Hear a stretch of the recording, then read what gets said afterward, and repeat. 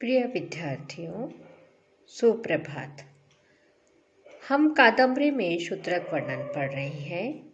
अभी तक हमने यह पढ़ा कि चांडाल कन्या राजा शूद्रक के सभा मंडप में जाने के लिए प्रतिहारी से निवेदन करती है कि उसके पास एक आश्चर्यजनक शुक है, अर्थात तोता है, और वह राजा के चरणों में समर्पित करना चाहती है। वह राजा का दर्शन करना चाहती है। प्रतिहारी उसका निवेदन राजा शूद्रक को करती है और राजा शूद्रक की अनुमति पाकर चांडाल कन्या को सभा मंडप में ले जाती है। सभा मंडप में बैठे हुए राजा शूद्रक का वर्णन चांडाल कन्या के मुख से बाण भट्ट ने अति वैभवशाली वर्णन किया है। वह चांडाल कन्या सभी सामंत राजाओं के बीच में बैठे हुए राजा शूद्रक व सामंत राजाओं को अपनी ओर आकृष्ट करने के लिए सभा के फर्श पर बांस के डंडे को जोर से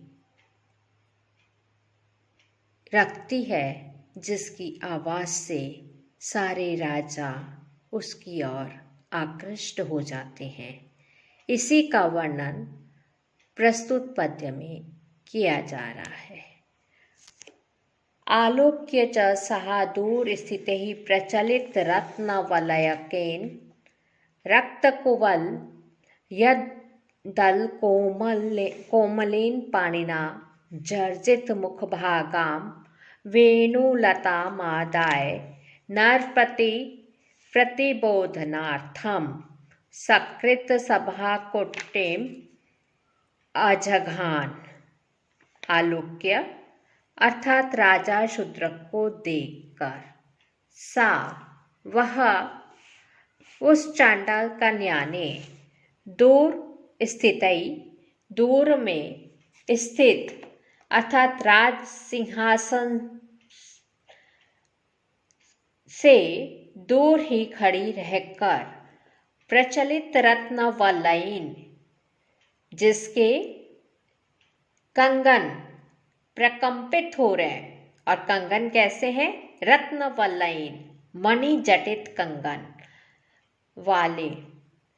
रत्न कुवल दल कोमलेन, लाल कमल के पत्ते के समान सुकुमार, पाणिना हाथ से, जर्जित मुख भागाम फटे हुए अग्रभाग वाले, वेणुलताम आदाय बांस का डंडा, आदाय अर्थात लेकर, नरपति राजा को प्रतिबोधनार्थम सकृत सभा कुटीम अजगान, राजा को अपनी ओर प्रतिबोधन के लिए, उन्मुख करने के लिए, आकृष्ट करने के लिए सकृत एक बार वेणुलताम बांस के डंडा को, सभा कुटीम सभा भवन के फर्श को, अजघान खटखटाया, रखा, येन सकलमेव तदराजकम एक पदे वन करियुथमेव ताल शब्देन तेन वेणुलता ध्वनिनः युगपद अवलित वदनम अवनीपाल मुखाद आकृष्य चक्षुस्तवभिमुखम आसीत्। जंगली हाथियों के झुंड के समान ताल शब्देन ताड़पत्रों की खड़खड़ाहट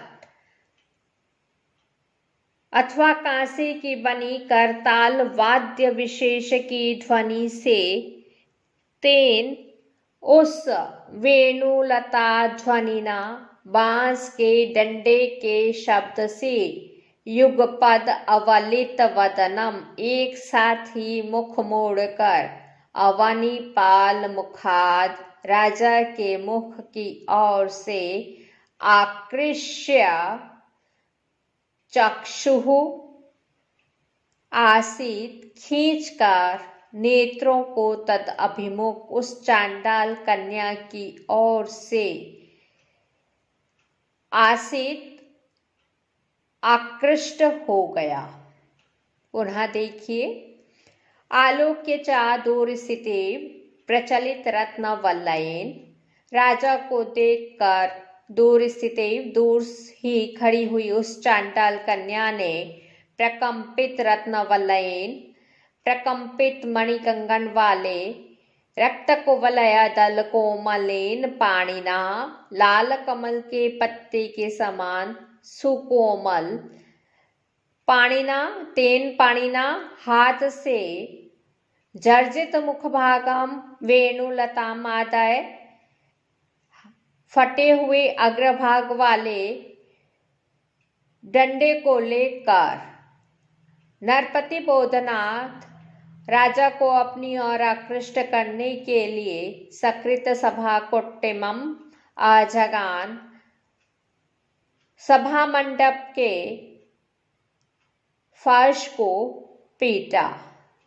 येन सकलमेव तद राजकम एक पदे वन करी युद्धमेव ताल शब्देन तेन वेणुलता ध्वनिनः युगपत् अवलंबित वदनम अवनीपाल मुखाद आकृष्य चक्षुस्तवभि मुखम आसीत्, जिससे ताड़पत्रों की ध्वनि या कांसे से के बने करताल नामक वाद्य विशेष की ध्वनि से आकृष्ट जंगली हाथियों के झुंड के समान वह समस्त सामंत राजाओं का समूह फटे बांस के डंडे के शब्द से तत्काल ही आकृष्ट होकर एक साथ ही सिर घुमाकर राजा के मुख की ओर से दृष्टि हटाकर उस चांडाल कन्या की ओर तववी मुखम आसीत उस चांडाल कन्या की ओर हो गया। चांडाल कन्या ने चातुर्य से राजसभा व राजा को अपनी ओर आकृष्ट करने के लिए एक फटे हुए बांस से भूमि पर एक जोर का आघात किया, जिससे राजा सहित सारी सभा उसकी ओर आकृष्ट हो गई।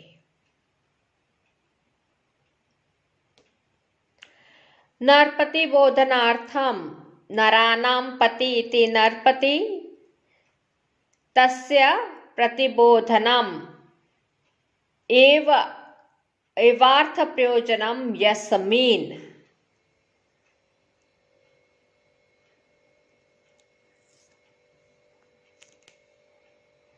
आलोक्य पद आया है।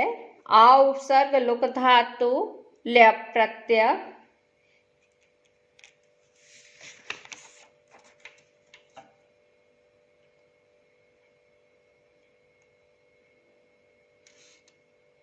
रक्त कुवलय दल कोमलेन रक्तञ्च तत् कुवलयं रक्त कुवलयं तस्य दलमेव कोवलम यत् तत् तेन।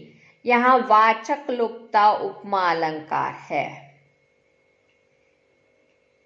आजगान आ उपसर्ग पूर्वक हन धातु का लेट लकार प्रथम पुरुष एक वचन का यह रूप है। वन करी युथमीव, जंगली हाथियों के समूह के समान यहाँ पर उपमा अलंकार है। आगे चांडाल कन्या वर्णन पढ़ने जा रहे हैं। अभी तक हमने शूद्रक वर्णन पढ़ा था, अब यहाँ आज चांडाल कन्या वर्णन का प्रारंभ करते हैं। अवनीपतिस्तु दुरादलोक्यः इत्यभिधाय प्रतिहार्या निर्दिश्यमानां तां वयः परिमाण शुभ्रशिरसा। अवनीपतिस्तु, अवनी कहते हैं पृथ्वी, और पृथ्वी का स्वामी अर्थात राजा ने तो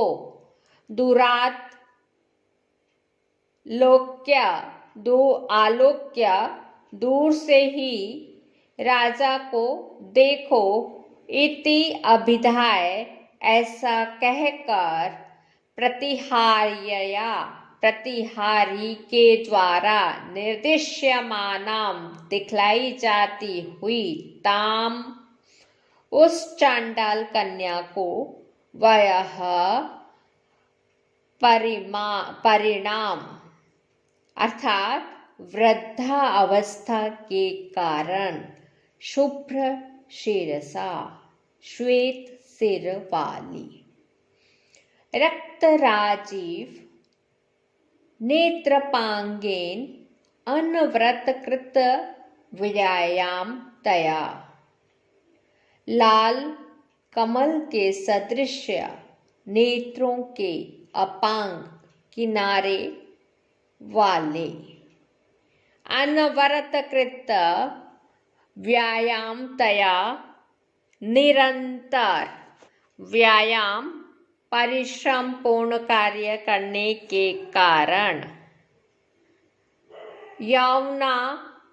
यौवनापगमे अति युवावस्था के बीत जाने पर भी अशिथिल शरीर संधिना, जिसके शरीर के जोड़ों में शिथिलता नहीं आई थी, अर्थात अस्थि बंधों से सुदृढ़ शरीर वाले सत्यपि मातंगत्वे चांडाल होने पर भी नाति निशंसा कृतिना अत्यधिक क्रूर आकृति से हीन अर्थात उदार दिखलाई पड़ने पर अनुग्रहितार्यवेशेन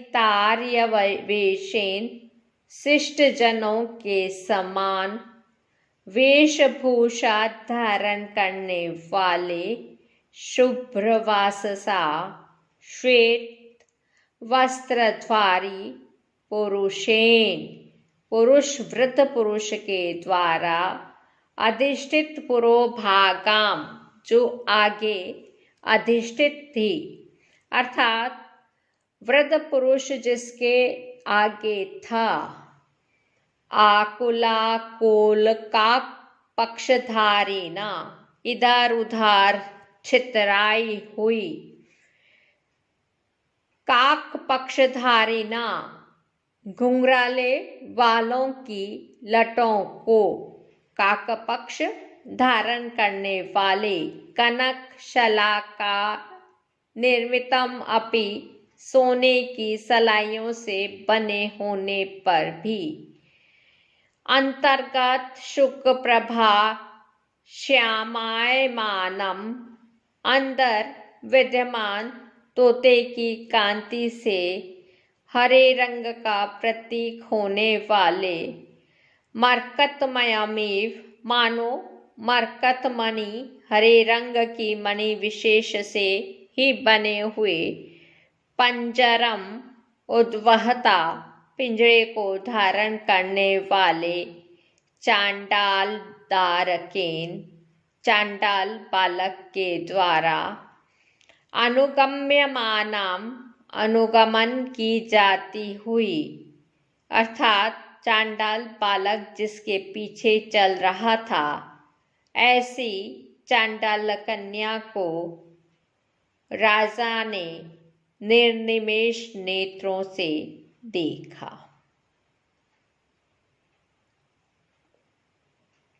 राजा शूद्रक ने उस चांडाल कन्या को देखा। दूर से ही देखो, ऐसा कहकर, जो कि प्रतिहारी के द्वारा दिखलाई जा रही थी तथा वृद्धावस्था के कारण जिसका सिर श्वेत हो गया था, लाल कमल के समान नेत्र प्रांत वाली,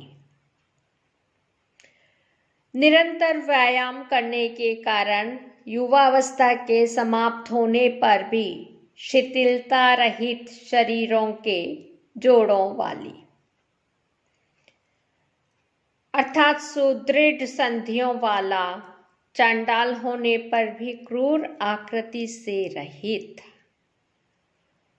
शिष्ट पुरुषों जैसी वेशभूषा, एक श्वेत वस्त्रधारी पुरुष जिसके आगे स्थित था तथा छितराई हुई घुंघराले लटों वाली, सोने की सलाइयों से बने होने पर भी भीतर विद्यमान शुक की हरित कांति से श्याम वर्ण प्रतीत होने वाले, मानो मरकत मणियों के बने हुए पिंजरे को धारण करने वाले एक चांडाल बालक के द्वारा अनुगमन की जा रही थी।